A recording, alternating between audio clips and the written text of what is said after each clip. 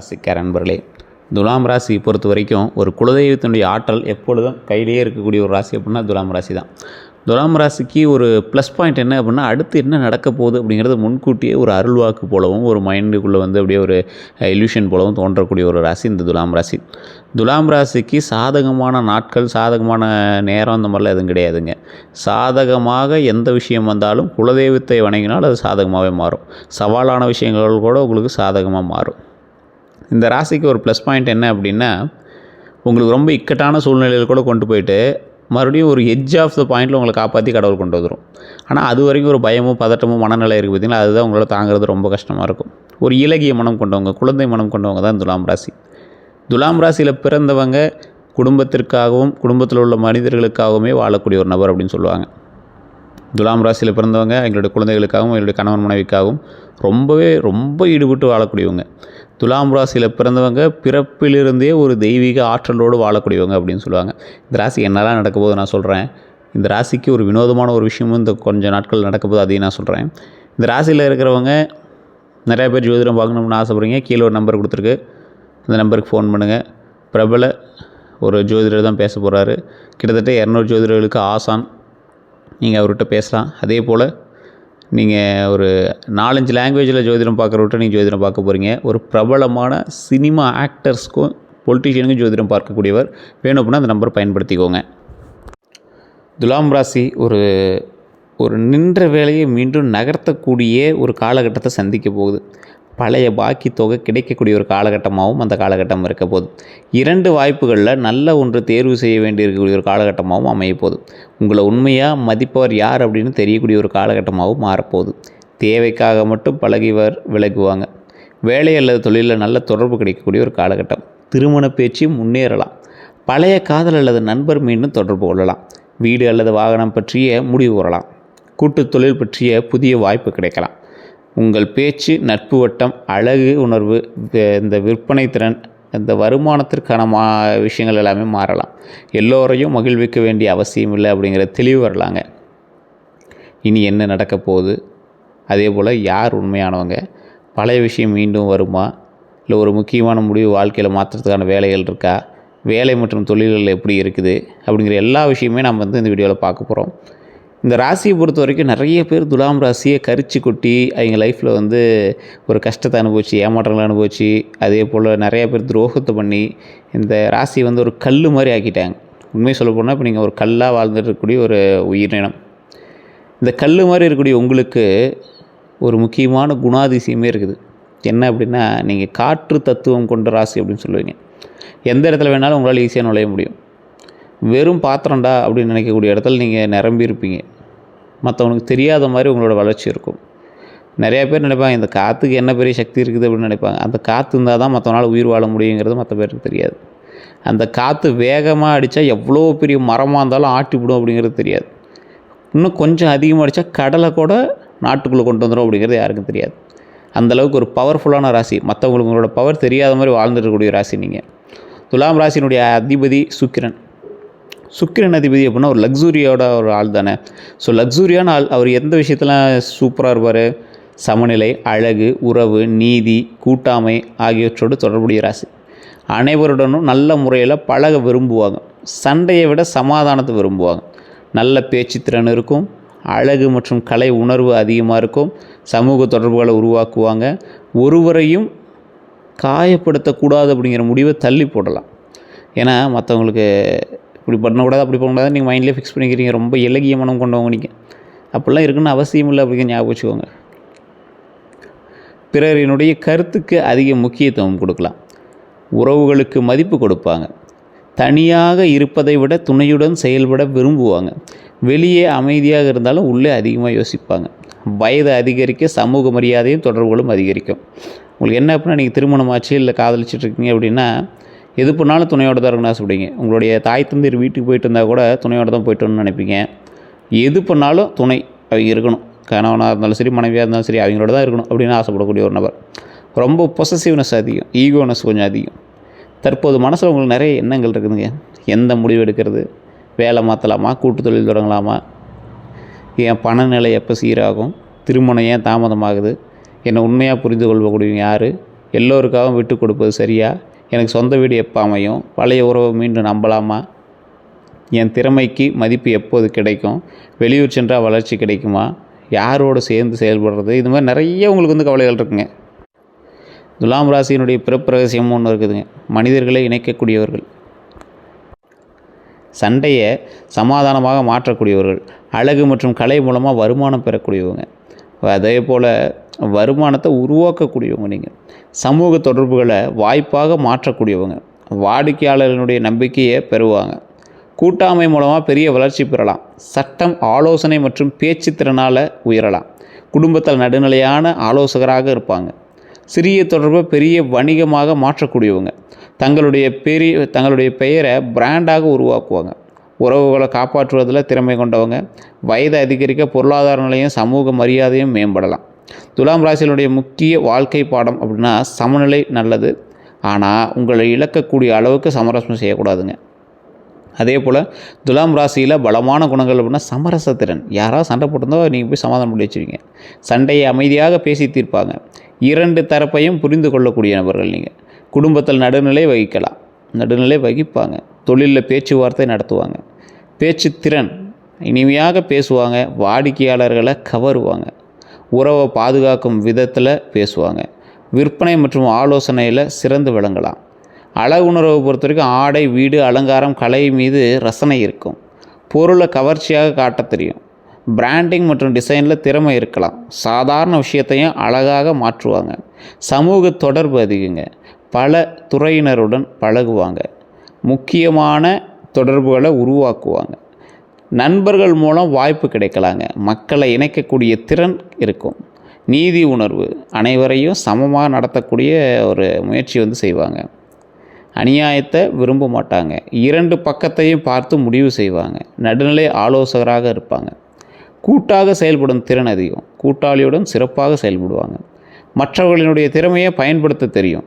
குழுவில் அமைதியை உருவாக்குவாங்க. நல்ல கூட்டாமை கிடைத்தால் பெரிய வளர்ச்சி பெறலாம் அப்படிங்கிறது ஒரு முக்கியமான ஒரு விஷயங்க. நல்ல நட்போல் நல்ல ஒரு பார்ட்னர்ஷிப் கிடைச்சுன்னா உங்களுக்கு சூப்பராக இருக்கும். துலாம் ராசியினுடைய சவால்கள் நிறையவே இருக்குதுங்க. முடிவெடுக்க தாமதமாகும்.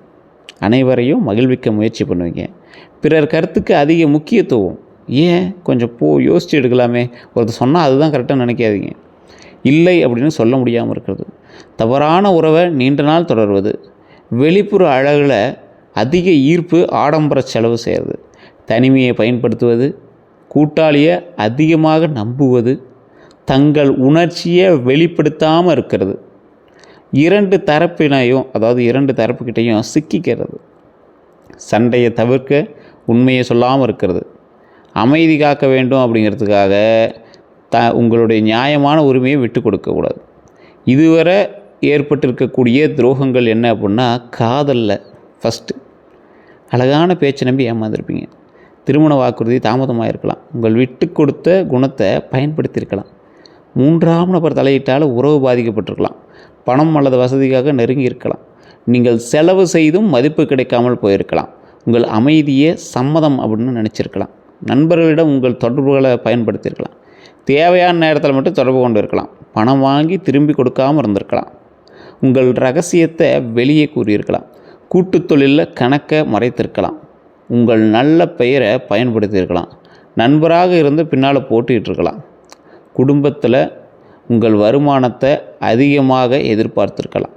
திருமண முடிவில் தலையிட்டிருக்கலாம். குடும்ப பிரச்சனையின் நடுவில் உங்களை வந்து ஒரு பகடக்காய் மாதிரி பயன்படுத்தலாம். சொத்து தகவலை மறைச்சுவாங்க. நீங்கள் செய்த உதவியை மறந்துருக்கலாம். சமூக மரியாதைக்காக செலவை உங்கள் மீது வைத்திருக்கலாம். சார், கோயில் பண்டிகை வருது, நீ தான் எல்லாம் செலவு பார்த்துக்கிற, கொடு, ஒரு 5000 கொடு, 10000 கொடு, உங்கள்கிட்ட காசு இல்லாத டைமில். வேலை இடத்துல உழைத்தது நீங்கள் பாராட்டு வேறொரு கிடைச்சிருக்கலாம். இது பெரிய துரோகம் தானே. உங்கள் யோசனையை மற்றவர்கள் எடுத்திருக்கலாம். உங்கள் சமரச குணத்தை பயன்படுத்தி அதிக வேலை கொடுத்துருக்கலாம். பதவி உயர்வு தாமதமாகிருக்கலாம். சம்பளம் அல்லது கமிஷன் தள்ளி போயிருக்கலாம். உங்களை 2 குழுக்களுக்கிடையே சிக்க வச்சுருக்கலாம். யாரிடம் எச்சரிக்கையாக இருக்க வேணும் அப்படின்னா, அளவுக்கு மீறி புகழ்வர்கிட்ட ரொம்ப எச்சரிக்கையாக இருங்க. தொடர்ந்து பண உதவி கேட்குறவன்ட்ட எச்சரிக்கையாக இருங்க. உங்கள் தொடர்புகளை அதிகமாக பயன்படுத்துபவர்கிட்ட எச்சரிக்கையாக இருங்க. உங்கள் தனிப்பட்ட விஷயத்தை அதிகமாக கேட்பவர்கிட்ட எச்சரிக்கையாக இருங்க. கூட்டுத் தொழிலில் கணக்கை காட்டாதவங்ககிட்ட ரொம்ப எச்சரிக்கையாக இருங்க. உங்கள் பெயரில் கடன் வாங்க சொல்கிறவங்ககிட்ட எச்சரிக்கையாக இருங்க. பழைய காதல் திடீர்னு திரும்பும்போது கொஞ்சம் எச்சரிக்கையாக இருங்க. சொத்து ஆவணம் காட்டாமல் முன்பணம் கேட்பவர்கிட்ட எச்சரிக்கையாக இருங்க. வாய்மொழி வாக்குறுதி மட்டும் கொடுப்பவங்க, 2 தரப்பிலும் வேறு வேறு விதமாக பேசுபவர்கள்ட்ட எச்சரிக்கையாக இருங்க. உங்களுடைய நல்ல மனதை பலவீனமாக நினைப்பவர்கிட்ட எச்சரிக்கையாக இருங்க. துலாம் ராசிக்கு ஏற்ற தொழில்கள் அப்படின்னா சட்டம், வழக்கறிஞர், ஆலோசனை, மனிதவள வேளாண்மை, மக்கள் தொடர்பு, விற்பனை, மார்க்கெட்டிங், ரியல் எஸ்டேட், வாகன விற்பனை, நகை வியாபாரம், ஆடை, அழகு நிலையம், மேக்கப்பு, ஃபேஷன், புகைப்படம், graphic design, interior design, media, YouTube, தொலைக்காட்சி நிகழ்ச்சி மேலாண்மை, திருமண சேவை, ஹோட்டலு, சுற்றுலா, ஆன்லைன் வணிகம், இதெல்லாம் உங்களுக்கு நல்லாயிருக்கும். இந்த கந்திஷ்டி இந்த செய்வனெலாம் உங்களுக்கு வலிக்குமான்னு கேட்டால் ஓரளவுக்கு இருக்கிறது வாய்ப்பு இருக்குங்க. துலாம் ராசிக்காரங்க அழகு, வசதி, உறவு, வாகனம், வீடு, சமூக மரியாதையை பார்த்து சிலர் பொறாமப்படுவாங்க. தொடர்ந்து உறவு அல்லது தொழில் தடைகள் ஏற்பட்டால் கந்திஷ்டி இருக்கிறதா நீங்கள் சிலர் நம்புவாங்க, வாய்ப்பு இருக்குது. அப்படி இருந்துச்சு அப்படின்னா குலதெய்வ வழிபாடு பண்ணுங்கள். அதே போல் செய்வனை மற்றும் கந்திஷ்டிங்கிறது அறிவியல் ரீதியாக உறுதியான ஆதாரம் இல்லை.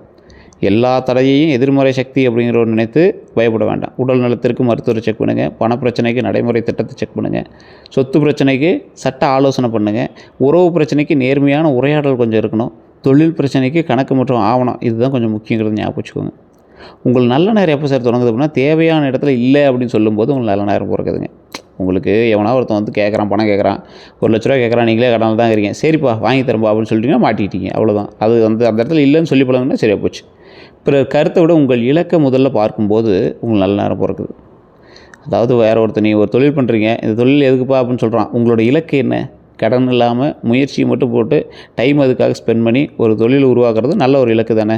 வேறு ஒருத்தர் ஏதோ ஒன்று சொல்கிறான்னு நீங்கள் பேக் அடிச்சிங்கன்னா தேவையில்லாது தான். பணத்தை திட்டமிட்டு செலவு செய்யும்போது நல்ல நேரம் பிறக்குது. ஆடம்பர செலவு குறைக்கும் போது நல்ல நேரம் பிறக்குது. கூட்டுத் தொழிலில் கணக்கை தெளிவாக வைத்திருக்கும் போது நல்ல நேரம் பிறக்குது. தவறான உறவுகளுக்கு எல்லை வைக்கும்போது நல்ல நேரம் பிறக்குது. முடிவெடுக்க அதிகமாக தாமதிக்காமல் இருக்கும்போது நல்ல நேரம் பிறக்குது. அதே போல் உங்கள் திறமைக்கு உரிய மதிப்பு கேட்கும்போது நல்ல நேரம் பிறக்குது. குடும்பத்துடன் மனம் திறந்து பேசும்போது நல்ல நேரம் பிறக்குது. பழைய உறவை தெளிவாக முடிக்கும்போது நல்ல நேரம் பிறக்குது. சேமிப்பை கட்டாயமாக தொடங்கும் போது நல்ல நேரம் பிறக்குது. ஒரு முக்கிய இலக்கில் தொடர்ந்து செயல்படும் போது நல்ல நேரம் பிறக்குது. அதிர்ஷ்ட நிறங்கள் அப்படின்னா வெள்ளை, இளஞ்சிவப்பு, இளநீலம், க்ரீம் நிறம், வெள்ளி நிறம், இளம் பச்சை நல்ல ஒரு நிறமும் உங்களுக்கு அமையும். அதிர்ஷ்டம்னா 6, 2, 9 சாதகமான நாள் வெள்ளிக்கிழமை. இந்த அடுத்த 12 நாட்கள் தான் உங்களுக்கு ஹைலைட்டாக நடக்கக்கூடியவை. முதல் 3 நாட்கள்லேருந்து பழைய ஒருவர் தொடர்பு கொள்வாங்க. வேலை அல்லது பணம் பற்றிய செய்தி வரலாம். 2 முடிவுகளில் குழப்பம் ஏற்படலாம். சிறிய செலவு வரலாம். குடும்பத்தில் உங்கள் கருத்து கேட்கப்படலாம். உடனடி பெரிய முடிவை தவிர்க்கணும் அப்படிங்கிற ஞாபகம் வச்சுக்கோங்க. 4 முதல் 6 நாட்களில் புதிய வேலை அல்லது கூட்டுத் தொழில் வாய்ப்பு தெரியலாங்க. பழைய பாக்கி பற்றிய முன்னேற்றம் ஏற்படலாம். முக்கிய நபர் உதவலாம். வீடு அல்லது வாகனம் பற்றிய தகவல் கிடைக்கலாம். குடும்பத்தில் முக்கியமான உரையாடல் நடக்கலாம். ஆவணம் அல்லது ஒப்பந்தத்தை சரிபார்க்க வேண்டியிருக்கும். 7 to 9 நாட்களில் காதல் அல்லது திருமண பேச்சு நகருங்க. ஒருவரின் உண்மையான நோக்கம் தெரியலாங்க. சமூக நிகழ்ச்சி அல்லது பயணம் ஏற்படலாம். எதிர்பாராத செலவு வரக்கூடிய வாய்ப்புகள் உண்டு. கூட்டாளி அல்லது துணையுடன் கருத்து வேறுபாடு வரலாங்க. வார்த்தைகளில் கவனமாக இருங்க. தேவையில்லாமல் வார்த்தை விட்டுறாதீங்க. 10 முதல் 12 நாட்களில் வேலை அல்லது தொழில் முடிவை உருவாக்கலாம். பணவரவு தொடர்பான நல்ல செய்தி கிடைக்கலாம். குடும்ப ஆதரவு கிடைக்கலாம், அதிகரிக்கும். நீண்ட நாள் குழப்பம் குறையலாம். வீடு, வாகனம் அல்லது திருமணம் தொடர்பான திட்டம் நகரலாம். புதிய தொடர்பு நல்ல வாய்ப்பாக மாறக்கூடிய ஒரு காலகட்டங்க. உடல் நலத்தை பொறுத்த வரைக்கும் சில துலாம் ராசிக்காரர்கள் பொதுவாக கவனிக்க வேண்டியவை: தூக்கக்குறைவு, மன அழுத்தம், முதுகு அல்லது இடுப்பு வலி, செரிமான கோளாறு, உடல் சோர்வு, நீர் அருந்தும் பழக்கத்தில் கொஞ்சம் ஒழுங்கின்மை இல்லாமல் இருக்கிறது கொஞ்சம் தப்பாக இருக்குதுங்க. தண்ணி நிறையா குடிங்க. சரும அலர்ஜி, கண் சோர்வு, நீண்ட நேரம் அமர்ந்திருக்கிறதுனால உடல் வலியாக இருக்கிறதுக்கு வாய்ப்புகள் இருக்குங்க. அதுக்கு இனிப்பு அல்லது ஆடம்பர உணவு பழக்கத்தை கொஞ்சம் தவிர்த்துக்கோங்க. தொடர்ச்சியாக அல்லது கடுமையான அறிகுறிகள் இருந்தால் உடனே டாக்டர் செக் பண்ணுங்கள். இனி நீங்கள் என்ன பண்ணணும் அப்படின்னா ஒரு தெளிவான முடிவு எடுக்கணுங்க. அனைவரையும் மகிழ்விக்க முயற்சி செய்கிறத குறைக்கணுங்க. பணவரவு மற்றும் செலவை எழுதணுங்க. ஆடம்பர செலவை கட்டுப்படுத்தணும். சேமிப்பை கட்டாயமாக தொடங்கணும் அப்படிங்கிற ஞாபகம் வச்சுக்கோங்க. கூட்டுத் தொழிலில் எழுத்துப்பூர்வ ஒப்பந்தம் வைத்துக்கணும் அப்படிங்கிற ஞாபகம் வச்சுக்கோங்க. வேலை மாற்றத்தில் எழுத்துப்பூர்வ உறுதி பெறணும் அப்படிங்கிற ஞாபகம் வச்சுக்கோங்க. உறவுகளில் உங்கள் எல்லையை தெளிவாக சொல்லணும் அப்படிங்கிற ஞாபகம் வச்சுக்கோங்க. குடும்பத்துடன் மனம் திறந்து பேசணுங்க. சொத்து மற்றும் வாகன ஆவணங்களை சரிபார்க்க வேணுங்க. உடல்நலம் மற்றும் தூக்கத்தை தவிர்க்க வேணுங்க, கவனிக்கணுங்க. உடல்நலம் மற்றும் தூக்கத்தை கவனிக்கணும், ரொம்ப கவனிக்கணும். நீங்கள் உங்களுடைய பேச்சு மற்றும் தொடர்பு திறன் வருமானமாக மாற்ற வேணுங்க. செய்யக்கூடாதவை என்ன அனைவரையும் மகிழ்விக்க உங்களை மறக்கக்கூடாது. தனிமையை பயந்து தவறாக உறவை தொடரக்கூடாது. தனிமைக்கு பயந்து தவறான உறவு தொடரக்கூடாது. பிறருக்காக உங்கள் பெயரில் கடன் வாங்கக்கூடாது. ஆவணங்களை படிக்காமல் கையெழுத்திடக்கூடாது. பழையவர் திரும்பியவுடன் உடனே நம்பக்கூடாது. பெயருக்காக அதிக செலவு செய்யக்கூடாது. கூட்டாளியிடம் கணக்கை முழுமையாக ஒப்படைக்கக்கூடாது. மனதில் உள்ளதை சொல்லாமல் இருக்கக்கூடாது. உறவை காப்பாற்ற சுயமரியாதையை விட்டு கொடுக்கக்கூடாது. பிறர் கருத்தால் தொடர்ந்து முடிவு மாற்றக்கூடாது. வெளிப்புற அழகை மட்டும் பார்த்து முடிவு செய்யக்கூடாது. உங்களை பயன்படுத்தியவர்களுக்கு மீண்டும் மீண்டும் வாய்ப்பு கொடுக்கக்கூடாதுங்க. பாரம்பரிய பரிகாரங்கள் அப்படின்னா வெள்ளிக்கிழமை மகாலட்சுமி வழிபாடுங்க. பெருமாள் அல்லது ஆண்டாள் தரிசனம் ரொம்ப நல்லது. வீட்டில் நெய் தீபம் ஏற்றுங்க, அற்புதமான ஒரு விஷயமா இருக்கும். வெள்ளை அல்லது இளஞ்சிவப்பு மலர்களால் அர்ச்சனை செய்கிறீங்க, ரொம்ப ஒரு அற்புதமான ஒரு விஷயம். பெண்கள் மற்றும் பெண் குழந்தைகளுக்கு உதவி செய்யுங்க. ஏழை குடும்பத்திற்கு அரிசி அல்லது உணவுப் பொருட்கள் வழங்கலாம். திருமண உதவி தேவைப்படுபவர்களுக்கு இயன்ற உதவி செய்தல். கலைஞர்கள் அல்லது மாணவர்களை ஊக்குவிக்கிறது. பசுக்களுக்கு உணவு அளிக்கிறது. கணவன் அல்லது மனைவியை மதிக்கிறது. தேவையற்ற ஆடம்பர செலவை குறைக்கிறது. தினமும் சில நிமிடங்கள் தியானம் பண்ணுங்க, ரொம்ப நல்லா இருக்குங்க. மனிதர்களை இணைக்கக்கூடியவங்க நீங்கள். அழகு மற்றும் கலை மூலமாக வருமானம் உருவாக்கக்கூடியவங்க நீங்கள். சமூக தொடர்பை தொழில் வாய்ப்பாக மாற்றக்கூடியவங்க நீங்கள். கூட்டாமை மூலமாக பெரிய வளர்ச்சி பெறக்கூடியவங்க நீங்கள். சட்டம், ஆலோசனை மற்றும் பேச்சு திறனால் உயரக்கூடிய நபர்கள் நீங்கள். நல்ல உறவுகளை நீண்ட கால வாய்ப்பாக மாற்றக்கூடியவங்க நீங்கள். தங்களுடைய பெயரை பிராண்டாக உருவாக்கக்கூடியவங்க நீங்கள். குடும்பம் மற்றும் தொழிலில் சமநிலையை உருவாக்கக்கூடியவங்க நீங்கள். ஸோ உங்களுக்கு எல்லாமே நல்ல காலங்களாக நடக்க இருக்குது. ஸோ எல்லா விஷயத்தையும் கொஞ்சம் பார்த்து எச்சரிக்கையாக இருந்துக்கோங்க. உங்கள் மிகப்பெரிய தடையாக சில நேரங்களில் எதிரிகள் இருக்க மாட்டாங்க. யாரையும் கட்டாயப்படுத்தாதீங்க, காயப்படுத்தக்கூடாது அப்படின்னு தொடர்ந்து முடிவை தள்ளி போடுவதால் தான் தடையே இருக்குதுங்க. உங்கள் அடுத்த காலம் எல்லோருக்கும் உங்களை ஏற்றுக்கொள்ளக்கூடிய நாளில் தொடங்காதுங்க. உங்கள் வாழ்க்கையின் முடிவை நீங்கள் தெளிவாக எடுத்து தொடங்கும் நாளிலிருந்து ஆரம்பமாகுது. நீங்கள் என்ன பண்ணுங்கிறது நீங்கள் தான் முடிவு பண்ணணும். அப்போ தான் உங்களோட வாழ்க்கை ஸ்டார்ட் ஆகுதுங்க. மற்றபடி ஒன்றும் பிரச்சனை கிடையாது. வேறு ஏதாவது கருத்துக்கள் இருந்தால் மறக்காம கமெண்ட் செக்ஷனில் பதிவிடுங்க. நான் சொன்னது சரியான மறக்காமல் கமெண்ட் செக்ஷனில் பதிவிடுங்க. உங்களுடைய பெயர் என்ன அப்படிங்கிறது கமெண்ட் செக்ஷனில் பதிவிடுங்க. நான் சொல்லக்கூடிய அம்மனினுடைய பெயரை 3 டைம் மறக்காம கமெண்ட் செக்ஷனில் பதிவிடுங்க. ஓம் துர்க்கையம்மனை போற்றி, ஓம் துர்க்கையம்மனை போற்றி, ஓம் துர்க்கையம்மனை போற்றி அப்படின்னு மறக்காம 3 டைம் கமெண்ட் செக்ஷனில் பதிவிடுங்க. இதுவரை நம்ம சேனல் சப்ஸ்கிரைப் பண்ணாமல் சப்ஸ்கிரைப் பண்ணிக்கோங்க. மற்றவர்கள் பெல் பண்ண மறக்காம ப்ரெஸ் பண்ணிக்கோங்க. எல்லோருக்கும் நன்றி நண்பர்களே. ஃபேஸ்புக்கில் பார்த்தீங்கன்னா ஃபாலோ பண்ணிக்கோங்க. யூடியூப்பில் பார்த்தீங்கன்னா சப்ஸ்கிரைப் பண்ணிக்கோங்க. நன்றி நண்பர்களே.